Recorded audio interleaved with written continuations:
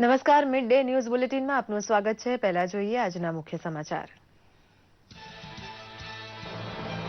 Vibrant Gujarat global summit 2017 અંગે દેશ વિદેશના ઉદ્યોગ વેપાર સંચાલકો તેમજ વિદેશી રાજદૂતો સાથે વન ટુ વન બેઠક યોજશે મુખ્યમંત્રી વિજય રૂપાણી. આગામી ગ્લોબલ સમિટમાં સહભાગી બનવા પાઠવશે આમંત્રણ. પ્રધાનમંત્રી આવાસ યોજના અંતર્ગત ગુજરાત સરકાર દ્વારા મહેસાણામાં 504 જેટલા ઘરોનું સપનું સાકાર. નાયબ મુખ્યમંત્રી નીતિન પટેલ દ્વારા આવાસોનું લોકાર્પણ.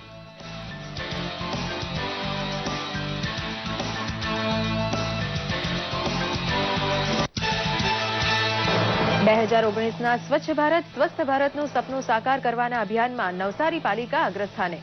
નવસારીમાં 2034, વિજલપોરમાં 921 અને ગણદેવીમાં 1162 શૌચાલયો તૈયાર.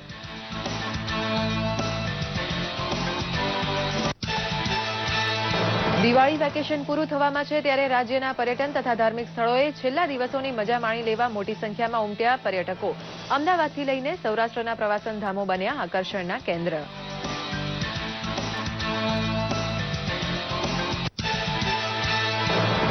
પૂર્વ સૈનિકોની ઓઆરઓપીની સમસ્યાનું ટૂંકમાં થશે સમાધાન. સંરક્ષણ મંત્રી મનોહર પારીકરે આપી હૈયાધારણ. 1 લાખ પૂર્વ સૈનિકોના પ્રશ્નોનો 2 મહિનામાં ઉકેલ લાવવાની આપી ખાતરી.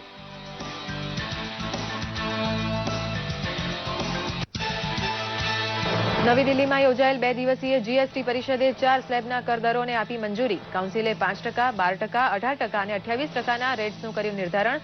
જાહેર વપરાશની ચીજવસ્તુઓ પર લઘુત્તમ 5% કરદર, અનાજ ઉપર 0 ટેક્સ, સૌથી વધુ 28% ટેક્સ પાન તમાકુ સહિતની લક્ઝરી વસ્તુઓ પર. અને અમેરિકાના પ્રમુખની 8મી નવેમ્બરે યોજાનારી ચૂંટણીમાં ટ્રમ્પની પત્નીએ કરેલો ટ્રમ્પનો બચાવ, તો હિલેરીએ ક્લિન્ટનને પોતાનો દાવો મજબૂત કરતા જણાવ્યું, ટ્રમ્પ દેશને કરશે બરબાદ. સમાચાર વિગતવાર જોઈએ. જીએસટી કાઉન્સિલે જીએસટી દરોને મંજૂરી આપી છે. જીએસટીના દરો 4 શ્રેણીમાં નક્કી કરવામાં આવ્યા છે. પ્રથમ શ્રેણી 5%, બીજી 12%, ત્રીજી 18%, જ્યારે ચોથી શ્રેણી 28% નક્કી કરવામાં આવી છે. જીએસટી દરોની ખાસ બાબત એ છે કે તેમાં અનાજ જેવી રોજબરોજની ઉપયોગની ચીજો ઉપર ટેક્સ નહીં લાગે. આમ સરકાર દ્વારા લોકોને રાહત આપવાની વ્યવસ્થા પણ ગોઠવવામાં આવી છે. જોઈએ એક રિપોર્ટ. દેશભર માટે મહત્વપૂર્ણ એવી જીએસટી કાઉન્સિલની ગઈકાલે યોજાયેલ બેઠક બાદ નાણામંત્રી અરુણ જેટલીએ જણાવ્યું હતું કે જીએસટીના દરો ઉપર તમામ નિર્ણય સર્વસંમતિથી લેવાયા છે. જીએસટીમાં ગ્રાહક સૂચકાંકમાં સામેલ ખાદ્યાન્ન સહિત સામાન્ય વ્યક્તિ દ્વારા ઉપયોગમાં લેવાતી 50% વસ્તુ પર 0 કર લાગશે. વધુ વપરાશવાળી વસ્તુ પર 5% કર લાગશે. There will be a zero tax rate in which several items which approximately constitute 50% of the consumer price index basket would be included. We don't call it the exempted item, we'll call it the zero rated items. And it was decided that food grain used by common people would be in this category. So that would be zero rated so that its impact in terms of inflationary pressure on common people is the least. નાણામંત્રીની જાહેરાત અનુસાર સામાન્ય માનવીની વપરાશની વસ્તુઓ ઉપર GST દર 5% રહેશે, તેમજ જીએસટીમાં 12% અને 18%નો માનક દર રહેશે. અને જે વસ્તુઓ ઉપર ઉત્પાદન શુલ્ક અને વેટ સહિત કુલ 30 થી 31% કર લાગે છે તેના ઉપર જીએસટી દર 28% રહેશે. વધુ પ્રાપ્ત કરથી મળનાર મહેસૂલનો ઉપયોગ જરૂરી વપરાશનો કર 5% રાખવા માટે કરાશે. લક્ઝરી કાર, તમાકુ, બોટલમાં મળતા પીણા ઉપર ઉપકર લાગુ કરાશે. ઉપરાંત તેના ઉપર સ્વચ્છ ઉર્જા ઉપકર પણ લગાવાશે, જેનાથી મળનાર મહેસૂલ રાજ્યને થનાર નુકસાનની ભરપાઈ કરશે. देखिए, जो इन डीमेरिट गुड्स या लग्जरी प्रोडक्ट्स पे लेवी कम हो वो नहीं होगा. जितना एग्जिस्टिंग अमाउंट है उतना होगा. वो एक्स्ट्रा जो देते हैं 28 से ऊपर वो सेस के रूप में देंगे, उसमें से कॉम्पेंसेशन फंड कर देंगे ताकि टैक्स पेयर के ऊपर कोई एडिशनल कॉम्पेंसेशन का बर्डन ना आए. અરુણ જેટલીએ જણાવ્યું હતું કે ઉપકર દ્વારા તૈયાર થનાર ભંડોળ 5 વર્ષ માટે રહેશે. જીએસટી લાગુ થતા પહેલા રાજ્યોને થનાર મહેસૂલ નુકસાનની ભરપાઈ માટે 50,000 કરોડ રૂપિયાની જરૂરિયાત રહેશે. સરકારનું કહેવું છે કે મોંઘવારીને ધ્યાનમાં રાખતા એક દર જાળવી રાખવો સંભવ નથી. આ ઉપરાંત લક્ઝરી આઇટમની લેવીની સમીક્ષા દર વર્ષે થશે અને લેવીની રકમથી રાજ્યના નુકસાનની ભરપાઈ થશે. બ્યુરો રિપોર્ટ, દૂરદર્શન સમાચાર, અમદાવાદ. રક્ષામંત્રી મનોહર પારીકરે જણાવ્યું છે કે વન રેન્ક વન પેન્શન યોજનાથી જોડાયેલ મુદ્દાને 2 માસની અંદર ઉકેલવામાં આવશે. જમ્મુ કાશ્મીરના બડગામમાં પૂર્વ સૈનિકોને સંબોધિત કરતા પારીકરે કહ્યું હતું કે 20 લાખ પૂર્વ સૈનિકોમાંથી 1 લાખ સૈનિકોને વન રેન્ક વન પેન્શન યોજના હેઠળ નક્કી કરાયેલી રકમ મળી શકી નથી. એવી બાબત ટેકનિકલ અને દસ્તાવેજી કારણોથી જોડાયેલી સમસ્યાથી થયું છે. રક્ષામંત્રીએ આશ્વાસન આપ્યું છે કે આગામી 2 મહિનામાં તેનો ઉકેલ લાવવામાં આવશે. તેમણે કહ્યું કે એનડીએ સરકાર વન રેન્ક વન પેન્શન યોજના પ્રત્યે ખૂબ જ સંવેદનશીલ છે, કેમ કે તે યોજના તેમણે જ લાગુ કરી હતી. છેલ્લા 43 વર્ષથી તેને લાગુ કરી શકાઈ ન હતી. ओआरओपी जो 43 इयर्स नहीं मिल रहा था, वो हम लोगों ने 7,500 करोड़ हर वर्ष का 11,000 करोड़ अरियर्स और करीबन 23 से 24% इंक्रीज, केवल अभी 1 लाख लोगों को इसका पूरा बेनिफिट मिलना बाकी है और उसमें थोड़ी टेक्निकल पेपर की डिफिकल्टी है. वो सब पूरी अगले 1-2 महीने में हम खत्म करेंगे. પ્રધાનમંત્રી નરેન્દ્ર મોદીએ જણાવ્યું છે કે લોકસભા અને વિધાનસભા ચૂંટણી એક સાથે યોજાવી જોઈએ. તે માટે મીડિયા તરફથી ચર્ચા પણ થવી જોઈએ. પ્રધાનમંત્રી મોદીએ દિલ્હી સ્થિત ભાજપા મુખ્યાલયમાં દીપાવલી અવસરે આયોજિત મંગલ મિલન સમારોહમાં દેશભરમાંથી આમંત્રિત પત્રકારો અને મીડિયા કર્મચારીઓ સાથે વિચારોનું આદાન પ્રદાન કર્યું હતું. આ દરમિયાન પ્રધાનમંત્રીએ જણાવ્યું હતું કે જનસામાન્ય સાથે જોડાયેલા મુદ્દે મીડિયાએ તેમનું યોગદાન આપવું જોઈએ. चर्चाओं को आगे बढ़ाने में मीडिया अगर कोई रोल करे तो अच्छा होगा, क्योंकि बातचीत में तो निकलता है कि भाई ये हो तो अच्छा है. लोकसभा और विधानसभा के चुनाव साथ साथ हो. जितने दल हमें मिलते हैं, सभी राजनीतिक दल, इसमें कोई बाकी नहीं है.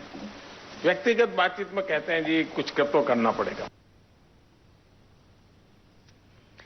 જમ્મુ કાશ્મીર સરકારે નિર્ધારિત સમયે ધોરણ 10 અને 12ની બોર્ડની પરીક્ષા યોજવાનો નિર્ણય કર્યો છે. વિદ્યાર્થીઓને રાહત આપતા પ્રશ્નપત્રમાં આપેલા કુલ પ્રશ્નોમાંથી 50% પ્રશ્નોના જવાબ લખવાનો વિકલ્પ આપવામાં આવ્યો છે. જમ્મુ કાશ્મીર બોર્ડ ઓફ એજ્યુકેશનના ચેરમેન પ્રોફેસર ઝહુર અહેમદ જટે કહ્યું છે કે પરીક્ષામાં વિદ્યાર્થીઓને પૂછેલા પ્રશ્નોમાં પોતાની ઈચ્છા અનુસાર 50% પ્રશ્નોના જવાબ આપવાના રહેશે. જમ્મુ કાશ્મીર પરીક્ષા બોર્ડ દ્વારા કરાયેલી જાહેરાત અનુસાર ધોરણ 10 માટે પરીક્ષા 15મી નવેમ્બરથી શરૂ થશે, જ્યારે ધોરણ 12ની પરીક્ષા 14મી નવેમ્બરથી શરૂ થશે. દિલ્હી એનસીઆરમાં છેલ્લા 3 દિવસથી ભારે ધુમ્મસભર્યું વાતાવરણ રહ્યું હતું, જેના પગલે લોકોના સ્વાસ્થ્ય ઉપર વિપરીત અસર જોવા મળી હતી. આજે સવારે દિલ્હી ગેટ ખાતે વાતાવરણમાં થોડો સુધારો અને તડકો જોવા મળ્યો હતો. છેલ્લા 3 દિવસ દરમિયાન 17 વર્ષમાં સૌથી વધુ પ્રદૂષણ જોવા મળ્યું હતું. દરમિયાન આજે દિલ્હી સરકાર વાયુ પ્રદૂષણ ઘટાડવા લેવાયેલા પગલાં અંગે એનજીટીને પોતાનો અહેવાલ સુપ્રત કરશે. આ અગાઉ પર્યાવરણ સાથે જોડાયેલી સંસ્થા સેન્ટર ફોર સાયન્સ એન્ડ એન્વાયરમેન્ટે દિલ્હી સરકારને આરોગ્યની ચેતવણી આપી બાળકોને ઘરમાં રહેવાની સલાહ આપી છે, જેના પગલે કેટલીક શાળાઓમાં આજે રજા જાહેર કરાઈ છે, તેમજ માર્ગો ઉપર લોકોને માસ્ક પહેરીને કામ ઉપર જવાની સલાહ આપવામાં આવે છે. દિવાળી બાદ હવાની ગુણવત્તા ગંભીર શ્રેણીમાં નોંધાઈ છે. દિલ્હી ઉપરાંત હરિયાણા, પંજાબ અને ઉત્તર પ્રદેશમાં ધુમ્મસની અસર જોવા મળી છે. જળવાયુ પરિવર્તન ઉપરની પેરિસ સમજૂતીનો અમલ આજથી લાગુ થશે. આ સમજૂતીને લાગુ કરવા 55% વૈશ્વિક ગ્રીનહાઉસ ઉત્સર્જન માટે જવાબદાર 55 દેશોના હસ્તાક્ષર જરૂરી હતા. આ આંકડો પાર થતા આ સમજૂતી લાગુ કરવાનો માર્ગ મોકળો થયો છે. કુલ 72 દેશોએ આ સમજૂતીને સમર્થન આપ્યું છે, જે 56% વૈશ્વિક ગ્રીનહાઉસ ઉત્સર્જન માટે જવાબદાર છે. નવી દિલ્હીની મુલાકાતે ગયેલા મુખ્યમંત્રી શ્રી વિજય રૂપાણી આજે ઉદ્યોગ વેપાર વિશ્વના પ્રતિષ્ઠિત સંચાલકો તેમજ વિશ્વના વિવિધ દેશોના ભારત સ્થિત રાજદ્વારી રાજદૂતો સાથે ઇન્ટરેક્શન મીટ યોજશે.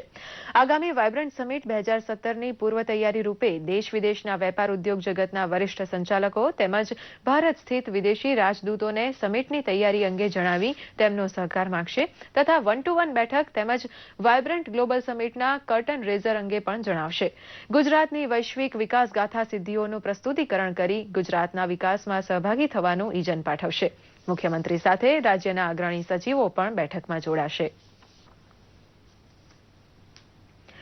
વડોદરાના પોલો ગ્રાઉન્ડમાં યોજાયેલા કાર્યક્રમમાં આર્ટ ઓફ લિવિંગના પ્રણેતા શ્રી રવિશંકરનું સાઉન્ડ ટુ સાયલન્સ વિષય ઉપર પ્રવચન યોજાયું હતું. પ્રવચન પહેલા ઉપસ્થિત અનુયાયીઓએ ધ્યાન તેમજ યોગની ક્રિયા કરી હતી. ત્યારબાદ શ્રી રવિશંકરે દેશના સાંપ્રત વિષયો અને સમસ્યાઓ ઉપર પોતાના અભિપ્રાય આપ્યા હતા. સાઉન્ડ ટુ સાયલન્સ વિષય પરના ઉદ્બોધનમાં શ્રી રવિશંકરે દીક્ષા, શિક્ષા અને પ્રતીક્ષાનું જીવનમાં મહત્વ સમજાવ્યું હતું. તેમણે કહ્યું હતું કે જીવનમાં પ્રતીક્ષાથી જે ફળ મળે છે તે દીર્ઘકાળ સુધી ટકે છે.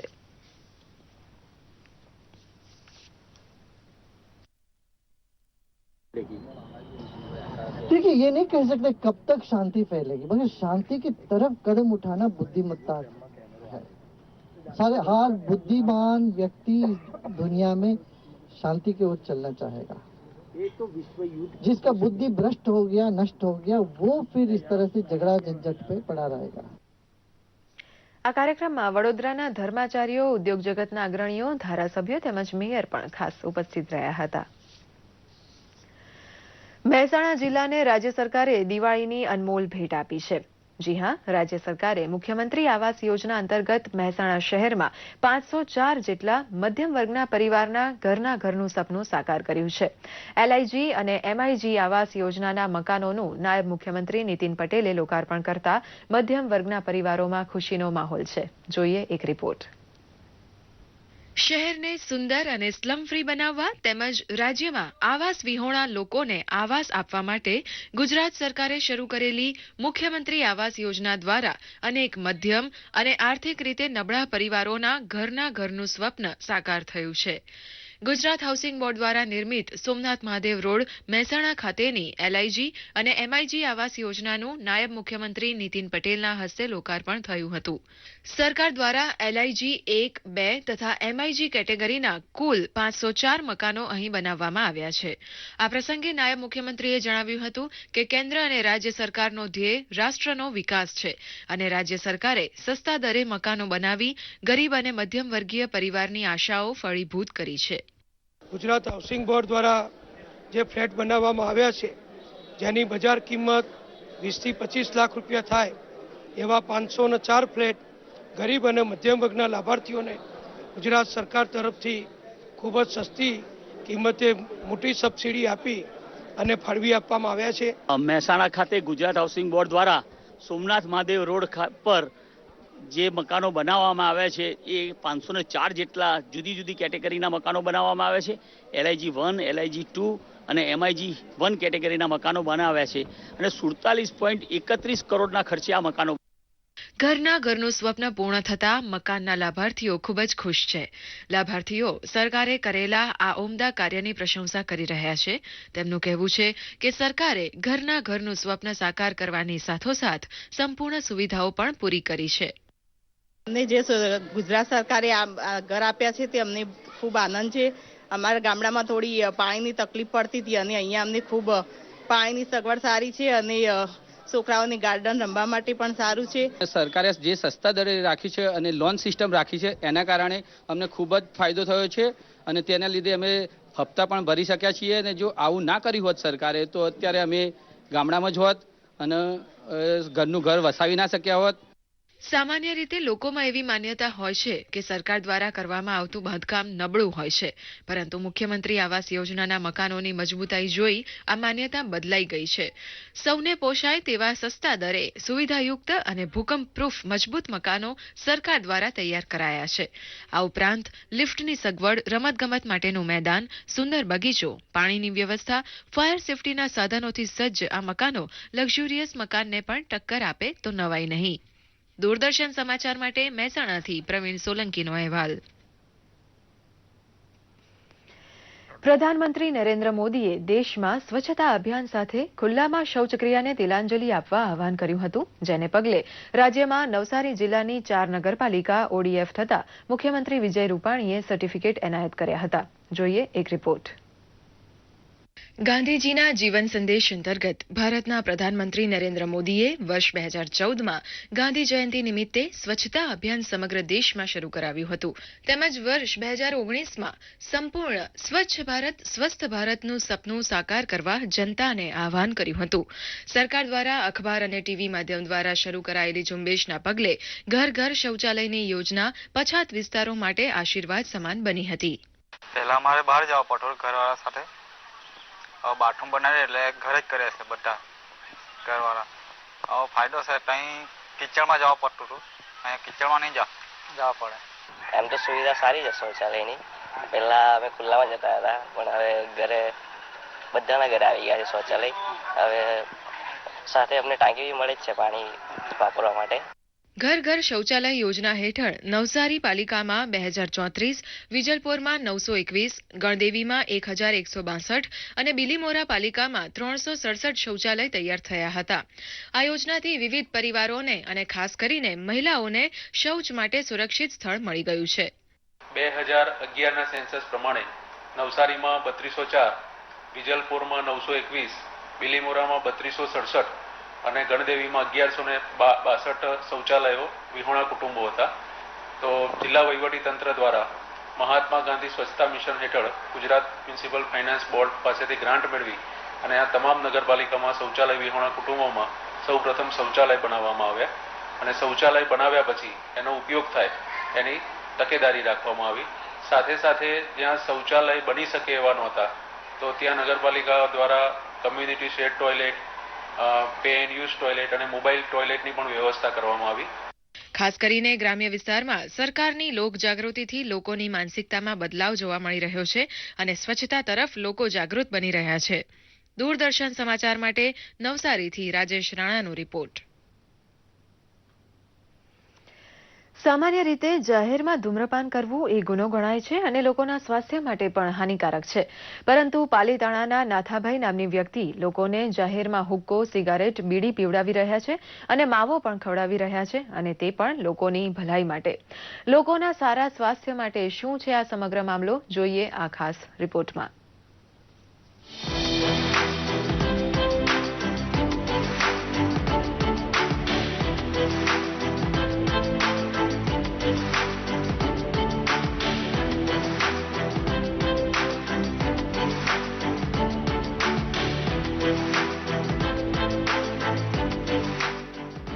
દ્રશ્યમાં નજરે પડી રહેલા બીડી, સિગરેટ અને હુક્કાના કશ લેતા લોકો જોઈને ચોંકી ના ઉઠશો. તેઓ કોઈ કાયદાનો ભંગ નથી કરી રહ્યા. આ દ્રશ્ય પાછળનું અસલી કારણ એ છે કે આ તમામ નશાના સાધન આયુર્વેદિક છે, જે સ્વાસ્થ્ય માટે એકદમ હિતકારી છે અને તેનાથી નશાની આદત છૂટી જાય છે. જી હા, પાલીતાણાના નાથાભાઈ ચૌહાણે ભારતનું યુવાધન જ્યારે વ્યસનના માર્ગે દોરાયું છે ત્યારે તેમણે આ આદત છોડાવવા આ તમામ નશાના સાધનોમાં આયુર્વેદિક મસાલો ભર્યો છે. તેમણે ખાસ પાલીતાણાથી ભાવનગર જઈ લોકોને તેનું ડેમોન્સ્ટ્રેશન પણ બતાવ્યું હતું. મોટા સિટીની અંદર અત્યારે દિવસે ને દિવસે જે ઝેરી હુક્કાઓનું દૂષણ શરૂ છે, તો આપણા ભાવણાની અંદર એક આ આયુર્વેદિક હુક્કાનું સેવન કરે કે જેઓને ઝેરી હુક્કાનું બંધાણ છે એ લોકોને આ ઝેરી હુક્કો છોડવા માટે ભોળ આયુર્વેદિક હર્બલ તમાકુમાંથી બનાવેલો આ હુક્કો છે એ આશીર્વાદરૂપ સાબિત થશે અને આખા ભારતની અંદર નિકોટિન ફ્રી ઇન્ડિયા 2020નું જે મારું મિશન છે એ મિશન સાકાર થાય. નાથાભાઈએ આયુર્વેદિક હુક્કો બનાવ્યો, જેના થકી આજના નબીરાઓ સ્ટેટસ માટે હુક્કા બારમાં જઈ નિકોટિન યુક્ત હુક્કાને રવાડે ચડ્યા છે તેની આદત છૂટશે. તો આ તરફ ગામના ચોતરે કે પછી જાહેર સ્થળોએ બીડી કે સિગરેટ ફૂંકતા હોય અને અન્યના સ્વાસ્થ્ય સાથે પણ ચેડા કરતા હોય તેવા લોકો માટે નાથાભાઈએ બનાવેલી આયુર્વેદિક બીડી લાભદાયક નીવડશે. આયુર્વેદિક આલ્કોહોલ મુક્ત પીણું સ્વાસ્થ્ય માટે પણ સારું રહેશે. જેઓ નશો છોડવા ઈચ્છે છે તેઓ માટે આ ખાસ આયુર્વેદિક પ્રોડક્ટ લાભકર્તા સાबित થશે. हमारे जो देश के जितने भी नागरिक हैं जो भी इस चीज को नशा करते हैं, अगर वो ये प्रोडक्ट अगर पियेंगे या यूज करेंगे तो शायद मेरे ख्याल से एक देश में नशा मर जाएगा, खत्म हो जाएगा शायद. मेरे को तो ऐसा लगता है भाई साहब. દેશને નિર્વ્યસની બનાવવાની શરૂઆત નાથાભાઈએ પાલીતાણા જેવા નાના મથકથી કરી છે, ત્યારે તેમના જનહિતકારક આયુર્વેદિક પ્રોડક્ટ આજની આ આધુનિક પેઢી સ્વીકારે છે કે નહીં તે જોવું રહ્યું. દૂરદર્શન સમાચાર માટે ભાવનગરથી હિતેશ રાઠોડનો રિપોર્ટ. દિવાળીનું મિની વેકેશન શરૂ થતાની સાથે જ પ્રવાસન ધામો હાલ પ્રવાસીઓથી છલકાઈ રહ્યા છે. રાજ્યના નાના મોટા દરેક પ્રવાસન સ્થળો ઉપર સહેલાણીઓની ભારે ભીડ જોવા મળી રહી છે. ફરવાલાયક સ્થળોથી લઈને ધાર્મિક સ્થળ અને દરિયાઈ ચોપાટીઓ હાલ પ્રવાસીઓમાં આકર્ષણનું કેન્દ્ર બન્યા છે. જોઈએ ખાસ અહેવાલ. દિવાળી અને નૂતન વર્ષના તહેવારો દરમિયાન રાજ્યના જુદા જુદા પ્રવાસન સ્થળો પર મોટી સંખ્યામાં પ્રવાસીઓ ઉમટી પડ્યા છે. કેન્દ્ર શાસિત પ્રદેશ દમણના દરેક બીચ અને હોટલોમાં સહેલાણીઓનો ધસારો જોવા મળી રહ્યો છે. દમણમાં નાની દમણ પોર્ટુગીઝ કિલ્લા, મોટી દમણ બોમ ચર્ચની મુલાકાતની સાથે પ્રવાસીઓ દરિયામાં બોટિંગ, પેરાગ્લાઇડિંગ કરી વેકેશનને મન ભરીને માણી રહ્યા છે. અમે બહુ વર્ષોથી અહીંયા દમણ આવીએ છીએ અને મને ફેસિલિટીઝ અહીંયા બધી ગમે છે. પબ્લિકના ફેસિલિટીઝ માટે પોલીસ બી બહુ સતર્ક છે અને સારી વ્યવસ્થા છે અહીંયા. અમરેલી જિલ્લાનો ગીર વિસ્તાર પણ હાલ પ્રવાસીઓની પહેલી પસંદ બન્યો છે. અહીં આવેલા તુલસી શ્યામ ખાતે ગરમ પાણીના કુંડનું જેટલું મહત્વ છે તેટલું જ પર્યટકોમાં આકર્ષણ પણ રહેલું છે. માત્ર ગુજરાતના જ શહેરો નહીં પરંતુ મુંબઈ જેવા શહેરોમાંથી પણ પ્રવાસીઓ અહીં આવી ભગવાનની ભક્તિ સાથે આનંદ ઉઠાવી રહ્યા છે. દર વર્ષે લાખોની સંખ્યામાં અહીંથી અવર જવર માણસોની જાય છે. બાજુમાં જ જેમ કે દીવ છે, સોમનાથ છે અને આ તુલસીધામ પણ જો આંબરડી થઈ ગયો તો વધારે માણસોનો ધસારો થશે. આ વર્ષે પણ અમારી અંદાજ પ્રમાણે લાખોની સંખ્યામાં માણસો અહીંયા દર્શન સામના કરશે. અમદાવાદ શહેરના હૃદય સમાન કાંકરિયા ખાતે પણ મોટી સંખ્યામાં પ્રવાસી ઉમટી રહ્યા છે. કાંકરિયા તળાવ પ્રવાસીઓનું ફરવા અને ખાણીપીણી માટે એક આકર્ષણનું સ્થળ છે. અહીં માછલીઘર, પ્રાણી સંગ્રહાલય, બાલવાટિકા અને નગીનાવાડીની પ્રવાસીઓ મુલાકાત લઈ રહ્યા છે. આ ઉપરાંત ટોય ટ્રેન અને બોટિંગ થકી પ્રવાસીઓ કાંકરિયા દર્શનનો લાહવો ઉઠાવી રહ્યા છે. અમે વલસાડથી અહીં અમદાવાદ આવ્યા છે કાંકરિયા લેક પર રિલેટિવ્સ સાથે. કાંકરિયા લેકનું મજા લઈએ છે. છોકરાઓ મજા કરે છે. ઘણું સરસ છે કાંકરિયા લેક. ઘણી બધી રાઇડ્સ ઘણી સરસ છે. લેકની અંદર જે બોટનું ડ્રાઇવિંગ છે તે પણ સરસ છે, ઝૂ સરસ છે અને ઘણી બધી રાઇડ્સો પણ સરસ છે. આમ હાલ અમદાવાદથી લઈ સોરઠના પ્રવાસન સ્થળો હજારો પ્રવાસીઓથી ઉભરાઈ રહ્યા છે. જૂનાગઢ, સાસણ, દીવ, સોમનાથ સહિતના સ્થળોએ હોટેલ, રેસ્ટોરન્ટ હાઉસફુલ થઈ ગયા છે. દિવાળી વેકેશનની રજાઓમાં હાલ લોકો તમામ ચિંતાઓ ભૂલી જઈ માત્ર રજાની મોજ માણી રહ્યા છે. બ્યુરો રિપોર્ટ, દૂરદર્શન સમાચાર, અમદાવાદ. રાજ્યમાં ઠંડા પવનોથી વહેલી સવાર અને સાંજે ઠંડી થઈ જાય છે. અમદાવાદમાં પણ વહેલી સવારથી ઠંડા પવનો સાથે ઠંડીનો અનુભવ થાય છે. ત્યારે શિયાળાની જમાવટ સાથે શહેરીજનો તંદુરસ્તી પ્રત્યે પણ જાગૃત થતા જોવા મળ્યા છે. વહેલી સવારે શહેરના બાગ બગીચામાં લોકો મોર્નિંગ વોક કરી કસરત અને યોગા સાથે આખા દિવસની તાજગી અનુભવે છે. હાલ વેકેશન હોવાથી કેટલાક લોકો કુટુંબ સાથે વહેલી સવારે બગીચામાં આવી હળવી કસરત કરી બાળકો સાથે રમતો પણ રમે છે તો કુદરતી ફળોના રસનું સેવન પણ કરે છે. શરીર માટે જરૂરી એવા આમળા રસ, બીટ રસ, ગાજરનો રસ, હળદરના રસનું સેવન કરી દિવસભર તાજગી અનુભવે છે. તો બીજી તરફ શહેરમાં શિયાળાની શરૂઆત થતાં જ તિબેટિયન બજારમાં સ્વેટરોનું પણ ખાસ આકર્ષણ રહે છે. ચાલતા હોઈએ છીએ લગભગ 7 વર્ષથી પ્રણાલી ગાર્ડન ચાલુ છે. હેલ્થ માટે ચાલુ બહુ જરૂરી છે. ડાયાબિટીસ માટે તો ખાસ ચાલુ અને ચરી પડી બે જ દવા સમજી અમે રેગ્યુલર ચાલીએ. હું છેલ્લા 5 વર્ષથી 1-1.5 કલાક માટે પ્રહલાદનગર ગાર્ડનમાં આવું છું અને એના હિસાબે મને ઘણો જ ફાયદો થાય છે. હું અહીં આવી અને 4-5 રાઉન્ડ મારું છું અને યોગા કરું છું અને કસરત કરું છું. દરેક વ્યક્તિ અત્યારે શિયાળાની શરૂઆત થઈ ગઈ છે તો સવારના 1 કલાક ફાળવી પણ કસરત કરવા અથવા બગીચામાં આવવું જોઈએ. તેથી શુદ્ધ ઓક્સિજન મળે ને ઓક્સિજન જળવાઈ જાય. પછી ચાલ્યા પછી બની શકે તો થોડું ફ્રૂટ જ્યુસ કે જેથી લેવું જોઈએ જેથી આપણે લીધેલ ઓક્સિજન જળવાઈ જાય અને એનાથી આખો દિવસ તમે ફ્રેશનેસ અનુભવશો. છેલ્લા 36 વર્ષથી પદયાત્રા કરી 11 દેશોમાં પર્યાવરણ માટેની જાગૃતિ ફેલાવનાર અવધ બિહારી લાલ રાજકોટ પહોંચ્યા છે. પોતાના 2 સાથીઓ મહેન્દ્ર પ્રતાપ અને જીતેન્દ્ર પ્રતાપ સાથે રાજકોટ આવેલા અવધ બિહારી લાલે 1980ની સાલથી પર્યાવરણનો સંદેશો ફેલાવવા પદયાત્રા શરૂ કરી છે. 1995થી તેમની સાથે 20 જેટલા પર્યાવરણ પ્રેમીઓ પદયાત્રામાં જોડાયા છે.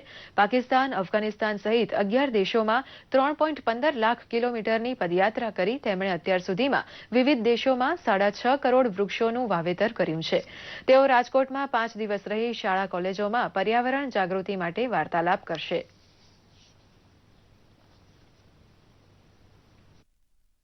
हुई थी पर्यावरण संरक्षण, आपसी भाईचारा, एकता, अखंडता, महिला सशक्तिकरण, कन्या भ्रूणता, दहेज प्रथा, इसके लिए शुरू हुई थी और आज 36 वर्षों में 3,15,000 किलोमीटर की यात्रा ये पूरी की गई है और हमारे world Guinness book of world record, Limca book of world record में यात्रा कई बार दर्ज हुई है और इसमें खासतौर से युवा जागरूक हो रहा है. ગાંધીનગર જિલ્લામાં કલોલમાં આવેલા જાહેર ક્ષેત્રની ખાતર ઉત્પાદક સંસ્થા ઇફકોને 50 વર્ષ પૂર્ણ થયા છે. તેથી આ વર્ષ સુવર્ણ જયંતિ વર્ષ તરીકે ઉજવાશે. ઇફકોના અધ્યક્ષ BS નકઈ ઉપાએ પત્રકાર પરિષદમાં જણાવ્યું હતું કે દેશમાં આવેલા ઇફકોના વિવિધ એકમો ખાતે પણ સુવર્ણ જયંતિ વર્ષની ઉજવણી થશે.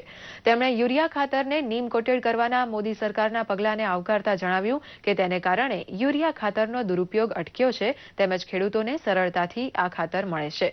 તેમણે ગામડાઓના વિકાસ માટે સહકારી ક્ષેત્રનો વધુ વિકાસ થાય તેને જરૂરી લેખાવ્યું હતું.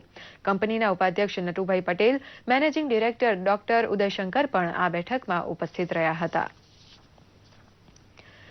ભારત સરકાર દ્વારા 31મી ઓક્ટોબરથી 5મી નવેમ્બર સુધી વહીવટમાં પારદર્શિતા જળવાઈ રહે તે માટે સતર્કતા જાગૃતિ સપ્તાહનું આયોજન કરવામાં આવ્યું છે. સરકારની વિવિધ કચેરીઓમાં આ સપ્તાહ દરમિયાન શપથ ગ્રહણ, પોસ્ટર મેકિંગ, ચર્ચા વિચારણા જેવા કાર્યક્રમોનું આયોજન કરવામાં આવે છે. ગઈકાલે અમદાવાદ પશ્ચિમ રેલવે વિભાગ દ્વારા પણ આ સતર્કતા જાગૃતિ સપ્તાહનું આયોજન કરવામાં આવ્યું હતું. રેલવે કર્મચારીઓ દ્વારા કચેરીઓમાં સતર્કતા જાગૃતિના પોસ્ટરો લગાવી તથા સ્ટેશન ઉપર હેલ્પ ડેસ્ક ઊભા કરી પ્રવાસીઓની અપેક્ષા સહેલાઈથી પૂરી કરી શકાય તે પ્રકારના આયોજન કરવામાં આવ્યા છે.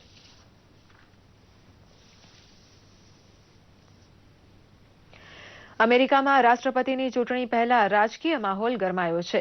હિલેરી ક્લિન્ટન અને ડોનાલ્ડ ટ્રમ્પે અલગ અલગ સભાઓ કરી છે અને પોતપોતાની જીતના દાવા કર્યા છે. ટ્રમ્પની પત્ની મેલાનિયા અને પુત્રી ઇવાન્કાએ સમર્થનમાં પ્રચાર કર્યો છે, તો પેન્સિલ્વેનિયામાં મેલેનિયા અને તેની પુત્રી ઇવાન્કાએ ટ્રમ્પના સમર્થનમાં ભાષણ પણ આપ્યું હતું. તેમણે ખાસ મહિલાઓને અપીલ કરી છે કે તેઓ ટ્રમ્પને વોટ આપે. દરમિયાન હિલેરીએ માધ્યમો દ્વારા નાગરિકોને જણાવ્યું છે કે ટ્રમ્પ જો જીતાઈને આવશે તો દેશ સલામત નહીં રહે. દરમિયાન તાજેતરના સર્વેક્ષણ મુજબ હિલેરી ક્લિન્ટને ટ્રમ્પ ઉપર મામૂલી સરસાઈ મેળવી છે. સોશિયલ મીડિયામાં આજે કઈ ખબર રહી ચર્ચામાં, કયા સમાચારોને લોકો વધુ પસંદ કરી રહ્યા છે તેમજ ટ્વિટર અને યુટ્યુબ પર હાલનો ટ્રેન્ડ શું ચાલી રહ્યો છે, આવો નજર કરીએ સોશિયલ મીડિયાની હાલચાલને રજૂ કરતા આ અહેવાલ પર.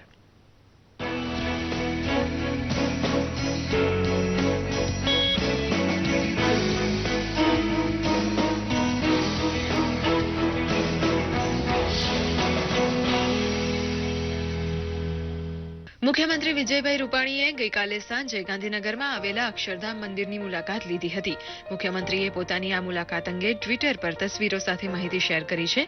મુખ્યમંત્રીએ અક્ષરધામની મુલાકાત દરમિયાન આરતીમાં ભાગ લીધા બાદ સંતોના આશીર્વાદ લીધા હતા. મહત્વનું છે કે અક્ષરધામ મંદિરમાં 9,500 દીવા પ્રગટાવીને અક્ષરવાસી પ્રમુખ સ્વામી મહારાજને શ્રદ્ધાંજલિ અપાઈ રહી છે. ચીનની શાંઘાઈ યુનિવર્સિટીમાં સરદાર વલ્લભભાઈ પટેલને જન્મજયંતિ પ્રસંગે શ્રદ્ધાંજલિ આપવા માટે શાંઘાઈ કોન્સ્યુલેટ દ્વારા એક ખાસ કાર્યક્રમનું આયોજન કરવામાં આવ્યું હતું. આ સમારોહમાં યુનિવર્સિટીના વિદ્યાર્થીઓ દ્વારા સરદાર પટેલને સૂરમય શ્રદ્ધાંજલિ અર્પવામાં આવી હતી. હવે તમે તમારા મોબાઈલ ઉપર નેટવર્ક પૂરું પાડતી કંપની દ્વારા અપાઈ રહેલી બ્રોડબેન્ડ સ્પીડને ચકાસી શકો છો. ડિજિટલ ઇન્ડિયા પર આ અંગે એક લિંક મૂકવામાં આવી છે, જેમાં તમામ કંપનીઓની ઓપરેટર સેવા 3G અને 4G જેવા વિકલ્પો આપવામાં આવ્યા છે. એક ક્લિક કરવાની સાથે જ તમને તમારા નેટવર્કની સ્પીડ કેટલી છે તે જાણી શકો છો. ટાટાની વધુ એક કાર માર્કેટમાં ધમાલ મચાવી રહી છે. માત્ર 1 લીટર પેટ્રોલમાં 100 કિલોમીટર ચાલી શકે તેવી કાર ટાટા દ્વારા ટૂંક સમયમાં લોન્ચ થશે. જીનીવામાં યોજાયેલા કાર પ્રદર્શનમાં ટાટાએ રજૂ કરેલી તેની આ નવી કાર મેગાપિક્સલનો વિડીયો યુટ્યુબ પર મૂક્યો છે. આ કાર ટાટા નેનોની અપગ્રેડેશન હશે. ઓટો સેક્ટરમાં અત્યાર સુધીની આ સૌથી એડવાન્સ ટેકનોલોજીવાળી કાર મનાઈ રહી છે. વર્ષ 2017માં ભારતીય માર્કેટમાં આ કાર લોન્ચ થાય તેવી શક્યતા છે. બોલિવૂડ અભિનેતા રિતિક રોશનની અપકમિંગ મૂવી કાબિલનું ટ્રેલર યુટ્યુબ પર ધૂમ મચાવી રહ્યું છે. ફિલ્મનું ટ્રેલર રિલીઝ થયાના 6 દિવસમાં 1.5 કરોડથી વધારે દર્શકો જોઈ ચૂક્યા છે. તો સંજય ગુપ્તાના નિર્દેશનમાં બનેલી આ ફિલ્મમાં રિતિક રોશન સાથે યામી ગૌતમ પણ લીડ રોલ કરી રહી છે. આ ફિલ્મ 26મી જાન્યુઆરીએ રિલીઝ થશે.